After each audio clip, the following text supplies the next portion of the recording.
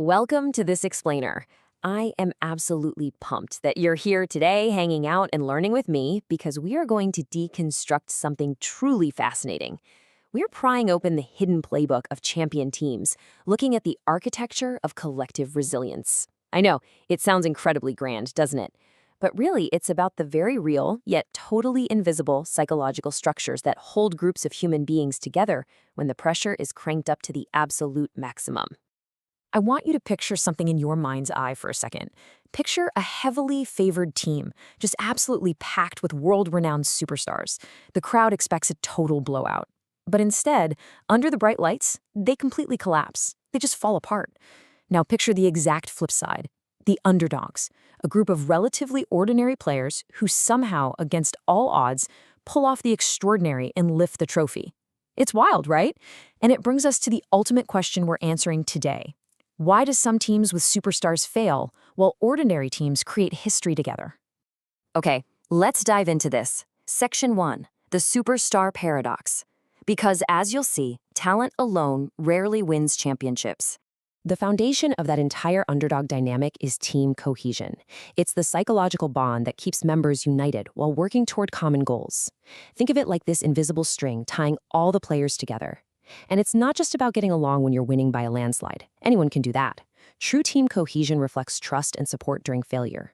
It's the very reason a team doesn't just throw in the towel and give up when the match gets incredibly tough.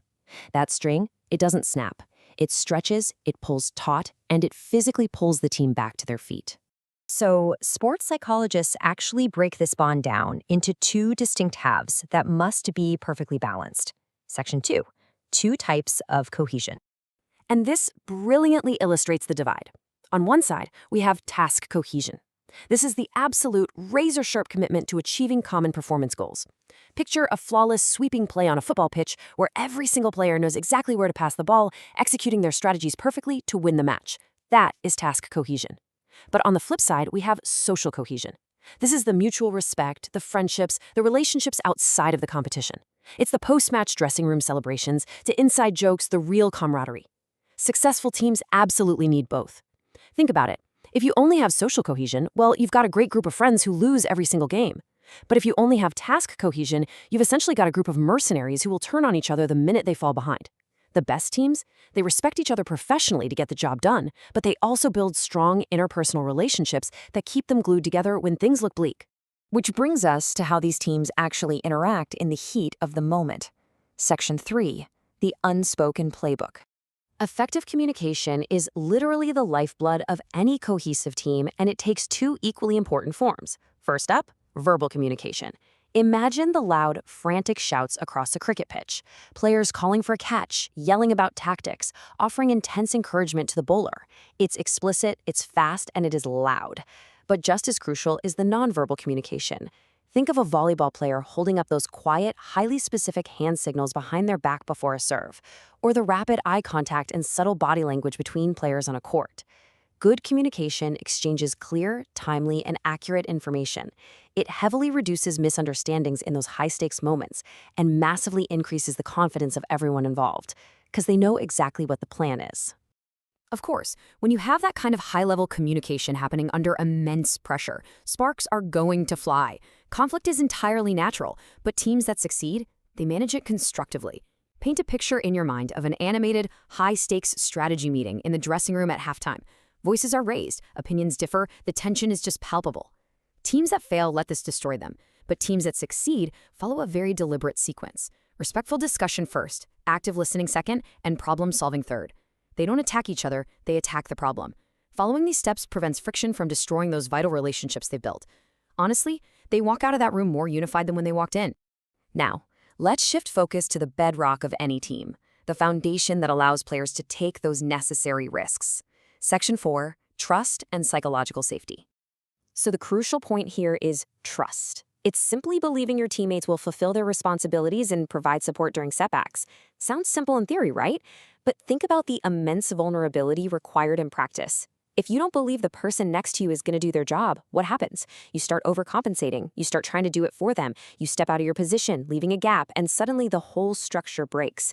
Without this foundational trust, the entire system of the team just collapses under the weight of competition.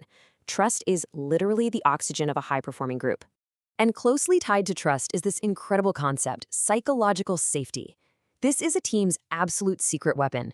It means feeling respected, valued, and completely free to express ideas without the fear of criticism or embarrassment. When players have psychological safety, they aren't paralyzed by the isolating fear of making a mistake. They aren't constantly looking over their shoulder, worried they'll be benched for trying something creative. They play with true freedom. They perform at their absolute peak because they know their team has their back, unconditionally, no matter what happens out there. Let's move on and see how this builds out into our everyday lives. Section 5, Beyond the Sports Arena. Because the underlying mechanics of team cohesion, they are entirely universal. It extends way beyond the sports arena. Whether you're passing a baton at top speed in a relay race, coordinating dangerous maneuvers in a military team, performing complex life-saving surgery in a hospital, or, just trying to hit a massive corporate deadline in your workplace, it even applies to our families and our local communities. When people communicate openly, when they deeply trust one another, and when they cooperate toward a common goal, the outcomes are universally better. The stakes might change, for sure, but the human psychology remains exactly the same.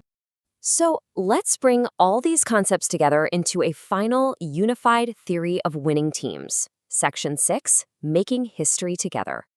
Now, what's really interesting about this is that for a team to make history, they must master the absolute power of shared goals. Every single player must understand their individual responsibilities, yes, but beyond that, they have to deeply commit to collective success. They have to prioritize the team over any desire for personal recognition. The ultimate test of shared goals is this. You have to care infinitely more about the logo on the front of the shirt than the name on the back of it. When every single individual in a locker room adopts that exact mindset, they become practically unstoppable. I want you to remember this single sentence. Great players win matches. Great teams build history. It is that collective resilience, that deep, unbreakable cohesion that elevates a group of talented individuals into absolute legends. Let's just pause and let that beautiful reality sink in for a moment.